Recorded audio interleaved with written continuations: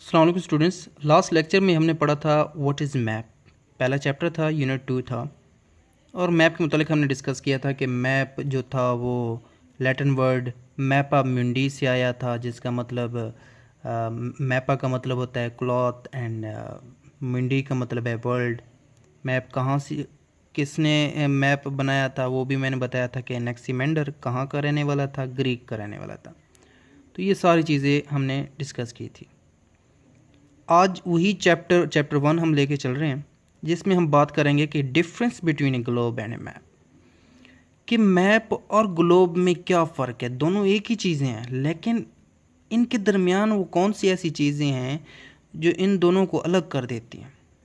उन चीज़ों के मुतालिक हम बात करेंगे। सबसे पहले ग्लोब पर बात कर लें। पहले तो हमारा क्वेश्चन ये होना चाहिए, हमेशा याद रखिएगा कि चीज़ को आप तब समझ पाओगे जब उस चीज़ का ओरिजिन आपके पास होगा, उस चीज़ की बुनियाद आपके पास होगी। तो हमने ग्लोब के मुतालिक जस्ट हमने भी ये पता करना कि ग्लोब लफ्ज़ आया कहाँ से था, किस मुल्क से आया था, और ये लफ्ज़ इस्तेमाल करने वाला शख्स कौन था। और पहले ग्लोब की बात कर लेते हैं कि पहला ग्लोब का नाम क्या था। वो काफ़ी अलग है। तो बताता चलूँ कि मार्टिन बीहेम MARTIN BEHAIM,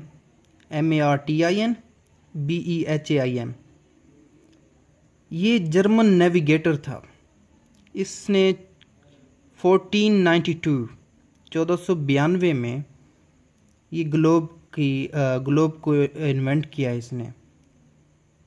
और इसने अपने पहले ग्लोब का जो नाम रखा था वो नॉर्नबर्ग था। मुकम्मल नाम कुछ इस तरह है, Nurnberg terrestrial globe, NURNBERGTERRESTRIAL, Nurnberg terrestrial globe. ये उस जर्मन नेविगेटर मार्टिन बीहेम का ग्लोब था पहला। और आज हम इस ग्लोब को एरिडफिल के नाम से जानते हैं। इसके स्पेलिंग ऐसे बनते हैं ERDAPFEL। तो ये हो गया मुख्तसर सा तारफ़ हमारा ग्लोब के मुतालिक। अब हमारा ये कंसेप्ट क्लियर है कि ग्लोब आया कहाँ से था, किसने यूज़ किया, और कब, किस सन में ये इस्तेमाल हुआ, 1492 में। और साथ साथ ये भी बताता चलो कि ये 1492 में वो दौर था जब अमेरिका का नाम दुनिया के नक्शे पे आया था, जब अमेरिका मुल्क जाना गया कि ये मुल्क भी है अमेरिका। और वास्को डे गामा, ये आपने पीछे पढ़ा है वास्को डे गामा के मुतालिक। उसने अमेरिका को डिस्कवर किया था 1492 में। और अमेरिका का नाम कहाँ से आता, अमेरिगो वेसिकप्स के नाम से ये नाम अमेरिका बना। अब बात कर लेते हैं, हम अपने टॉपिक की तरफ चलते हैं कि हमारा ग्लोब है क्या। Globe is more accurate because it is round like earth. It also shows the axle of earth and how it is tilted. कि ग्लोब क्या है, एक्यूरेट है, सही है, क्योंकि ये अर्थ की तरह राउंड है और अर्थ की तरह ये टिल्टेड है। ये टिल्ट देख रहे हैं ना। इट्स डिसएडवांटेज, इसका जो नुकसान है, is that we can not carry it around with us. इसका डिसएडवांटेज ये है कि हम इसको उठा के अपने साथ नहीं लेके जा सकते। We can only see half of it at a time. हम इसका हाफ देख सकते हैं एट अ टाइम। यहाँ पे नज़र होगी तो यहाँ पे नज़र नहीं पड़ पाएगी, फिर अगर यहाँ पे नज़र है तो इसकी बिहाइंड नज़र नहीं जा पाएगी। We can only see half of it at a time. Okay, ये हो गया। The globe is characterised by details such as longitudes, latitudes and climate conditions. ये लॉन्गिट्यूड और लैटिट्यूड ये आपका आगे टॉपिक आने वाला और बहुत ही इंटरेस्टिंग होने वाला है। इस पर मैं डिटेल में बात करूँगा।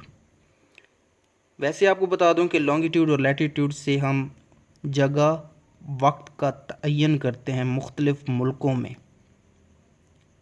तो यहाँ पे ये क्या कह रहा है कि ग्लोब क्या है, करैक्टराइज्ड है, इसमें लॉन्गिट्यूड और लैटिट्यूड्स की डिटेल है, कहाँ पे किस जगह पे कौन सा वक्त और कौन सा मुल्क है, ये ग्लोब के ज़रिए हमें पता चलता है। और फिर हमें क्लाइमेट कंडीशंस के मतलब पता चलता है। अब क्लाइमेट कंडीशन क्या है? क्लाइमेट कंडीशन, क्लाइमेट एक ऐसा आप समझ लें कि एक ऐसा मौसम होता है जो कि 30 साल, 40 साल, 1000 साल, 1 करोड़ साल के बाद तब्दील हो सकता है।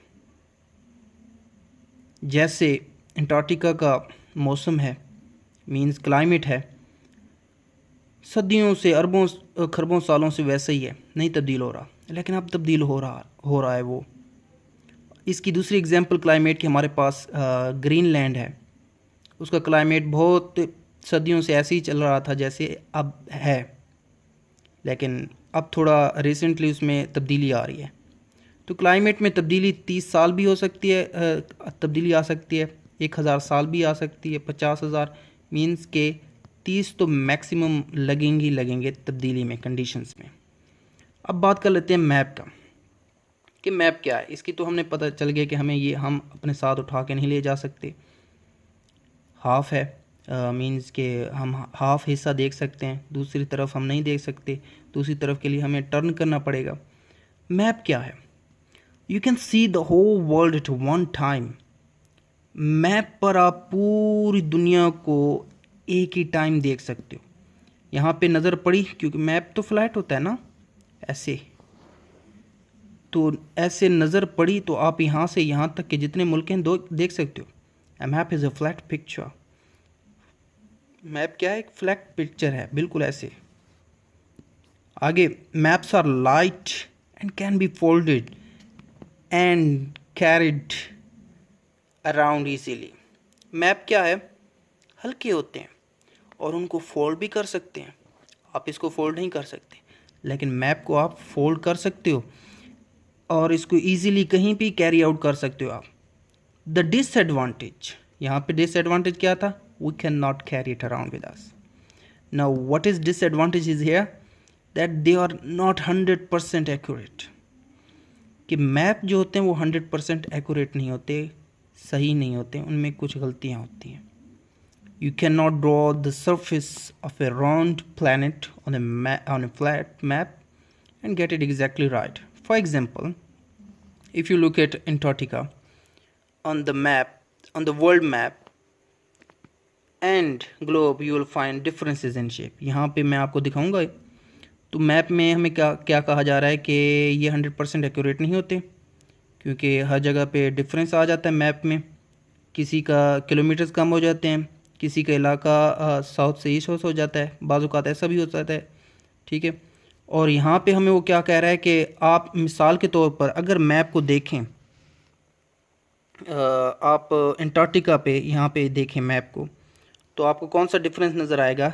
ये है हमारे पास, मैं आपको ये कर देता हूँ, अंटार्कटिका ऑन द मैप। यहाँ पे मैप पर देखें आप अंटार्कटिका को, हर तरफ से अटलांटिक ओशियन है, इंडियन ओशियन है, साउथ अमेरिका है, अफ्रीका है, यूरोप है, ठीक है ना। ये हमारा हो गया मैप पर। अब बात कर लेते हैं ग्लोब पे। थोड़ा यहाँ पे आप अंटार्कटिका को देखें।